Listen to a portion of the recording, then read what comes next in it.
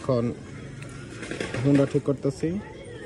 এক মেকারে কয়ে দিছে যে সেলফের ইয়াটা ব্যাগখানে টান দায়রা স্টার্ট দিত, কিন্তু এবার টান দায়রা পরে খুঁড়ি দিল কোনো কামও না। আর এই যে এই মেকারে কি জানি কয়ে লইছে। আর হুন্ডার ওলার মালিকে কি করছে, ও আবার তেলের বাইন্দা থই দিছে। মানে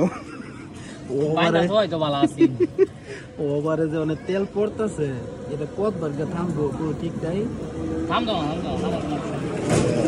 যতক্ষণ পর্যন্ত হুন্ডা স্টার্ট না হইতেছে আমরা আপনাদের ভিডিওটা দেখাইতেছি, ভিডিওটা সাথে আপনারা থাকেন।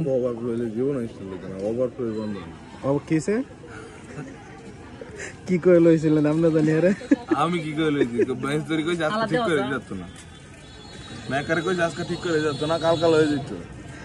এটা বন্ধ হলে লাভ কি? বেকায় তো হয়ে গেছে তেল তো দেশা দে ইটা দে হুমানে পরে পড়া এটা খুরি বেকান বেরোলো